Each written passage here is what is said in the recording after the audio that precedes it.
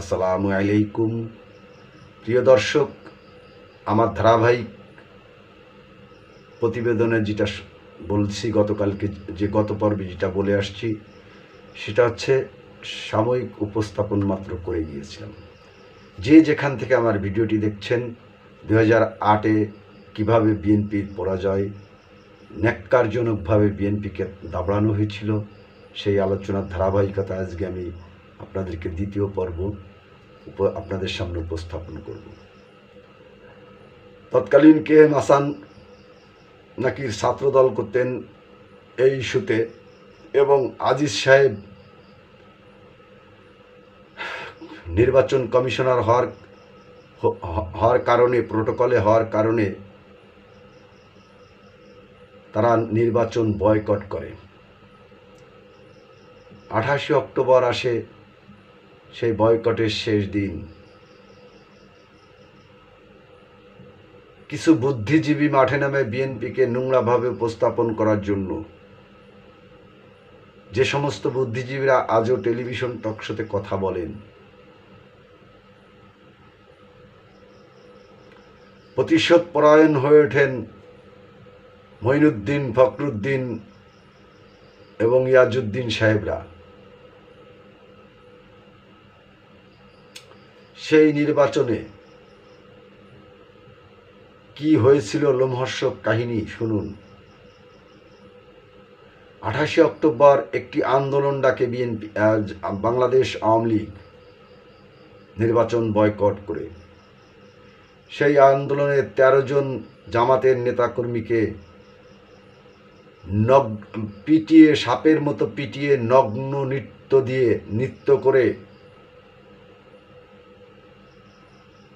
বহির্বিশ্বে নোংরাভাবে আওয়ামী লীগ যে একটি সন্ত্রাসী দল এটা উপস্থাপন করেছিল। তখনই জানান দিয়েছিল কতটা কর্তৃত্ববাদ, কতটা হিংস্র, কতটা জানোয়ার, কতটা নির্মমতার সীমারেখা অতিক্রম করতে পারে আওয়ামী লীগ। 28 অক্টোবর পল্টনে সেটা দেখিয়ে গিয়েছিল আওয়ামী লীগ, কিন্তু বাংলাদেশের আমজনতা এটা বুঝতে পারে নাই। অনেক যখন বুঝতে পেরেছে তখন অনেক দেরি হয়ে গিয়েছে। আমি তাহাজ্জুদের নামাজ পড়ি, এই উসলত দিয়ে বাংলাদেশের কোমলমতি ধর্মভীরু মানুষের হৃদয়ে অবস্থান করেছিলেন শেখ হাসিনা।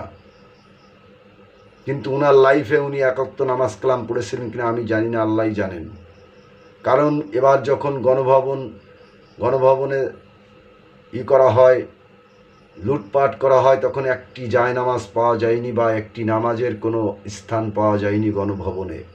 তার থেকে প্রমাণিত হয় উনি নামাজ কালাম তো পড়তেনই না, উনি ইসলামকে বিকৃত করতেন এবং চোখে জেল মেখে উনি কাঁদার চেষ্টা করতেন।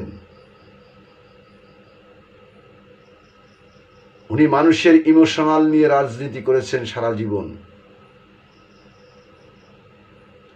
উনি হিংস্র দানব, বড় বিশ্ব অভিনেত্রী, আর চোখের পানি দিয়ে উনি সবসময় বলেছেন এদেশে আমার কিছুই নেই, এক টুকরো ভূমি নেই, আপনার আমার বাবা, আপনার আমার মা। এই কথা বলে এদেশের মানুষের ইমোশনালকে কাজে লাগিয়ে উনি বারবার ক্ষমতায় এসেছেন।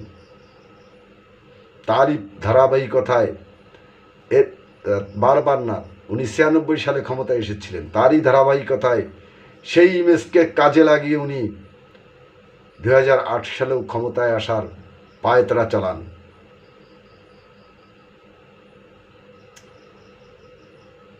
উনি 1-11 সৃষ্টি করে সাপের মতো পিটিয়ে মানুষকে মেরে জঙ্গি সংগঠন তৈরি করে একটা আওয়ামী লীগকে একটা জঙ্গি সংগঠন বানায়, কিন্তু বাংলাদেশের জনগণ এটা বুঝতে পারে না যে আওয়ামী লীগ গক্ষ সাপের চেয়েও বিষধর সাপ, কিং কোবরার চেয়েও ভয়ঙ্কর সাপ, রাসেল ভাইপারের চেয়েও ভয়ঙ্কর সাপ। যাই হোক, এই আন্দোলন যখন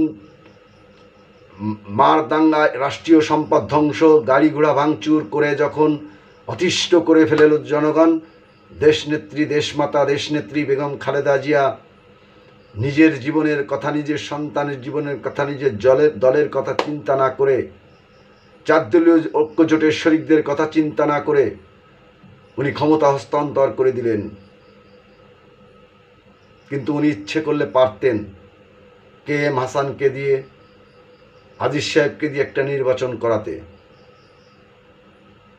উনি ওটা না করে উনি ক্ষমতা হস্তান্তর করে দেওয়ার সাথে সাথেই উনি যখন পদত্যাগ করলেন, মঈনুদ্দিন, ফখরুদ্দিনরা কুকুরের মতো, কুত্তার বাচ্চার মতো ঘেউ ঘেউ করে এসে ক্ষমতা আঁকড়ে ধরে রাষ্ট্রীয় পরিচালনা করে প্রথমেই আক্রমণ করলো ঢাকা বিশ্ববিদ্যালয়ে।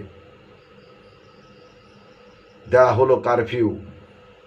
কাল শুনবেন আমার 3য় পর্ব, সেই অপেক্ষায় থাকুন।